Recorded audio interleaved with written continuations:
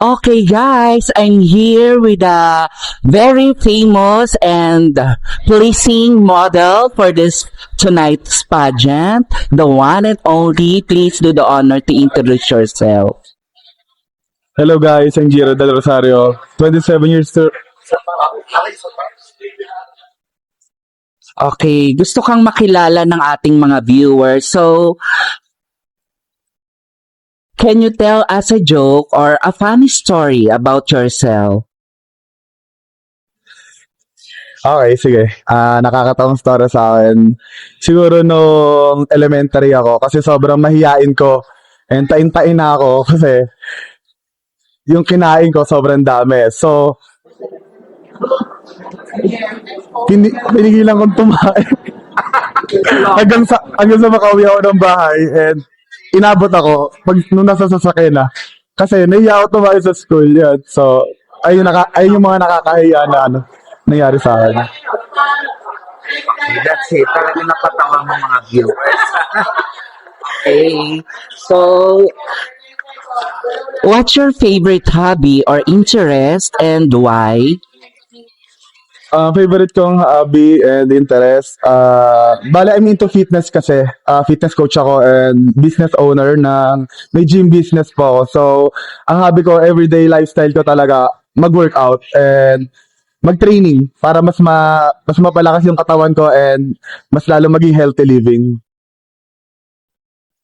Okay, sa kompetisyong ito, ano sa palagay mo ang edge mo among other candidates? Well, appreciated ko lahat ng candidates. Lahat sila deserving manalo. And pero naniniwala ako na mas deserving ako kasi based from the title itself, Pintados. Ako ang pinakamaraming tato eh. So, ayun, feeling ko ako talaga yung deserving because of that. So, for you as a male candidate, how would you define pintados and why?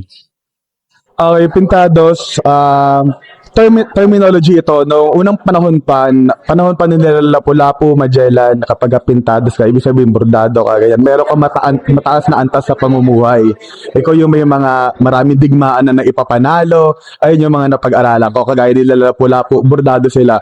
And sa panahon nga ngayon, nagkaroon ng misconception na kapag bordado ka, parang wala kang direction sa buhay, addict, ganyan. Kasi parang naging stereotype ng mga tao kapag bordado, ex-convict, preso, yan. And gusto ko i-break yung norm sa pageant world kasi medyo may discrimination pagdating sa tattoo. And gusto ko ipakita sa nila na it doesn't matter kahit bordado ka, kahit marami kang tattoo. Ang importante, kung ano yung nasa puso mo, kung anong klase kang tao, kung ano yung ginagawa mo mabuti.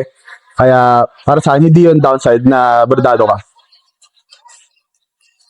Okay, etong question mo na to, lagi na tong natatanong sa ibang pageant. So, iibahin lang natin. Bakit hindi ikaw ang kailangang manalo sa Pintados 2025? Bakit hindi ako yung kailangan manalo? Wala akong nakikita dahilan kung bakit hindi ako ang dapat manalo. Isagot ko. Kaya gusto mong manalo. Yes, hindi. Deserving naman lahat manalo, pero I will do my best to bring home the crown. Okay. So again, ito na last na to. How would you describe yourself in 3 adjectives and why? Mapagmahal, masipag, at marespeto sa pamilya.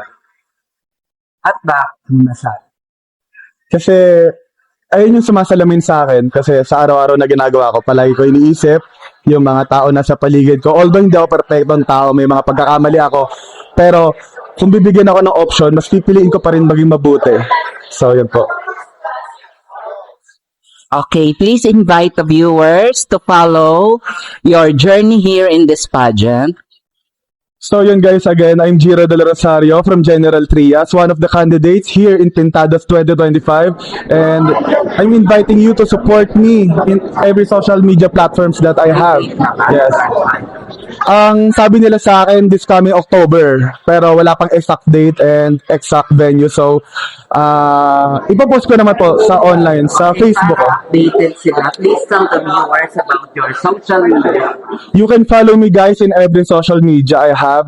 Giro Del Rosario lang. Giro Del Rosario sa Facebook, Instagram, and TikTok. One click away lang, makikita nyo na po ako. And sa mga susupport po sa akin, maraming salamat. Sobrang appreciated ko po kayong lahat-lahat. Okay, again, thanks, Chiro, for this short and quick interview. Good luck! Thank you.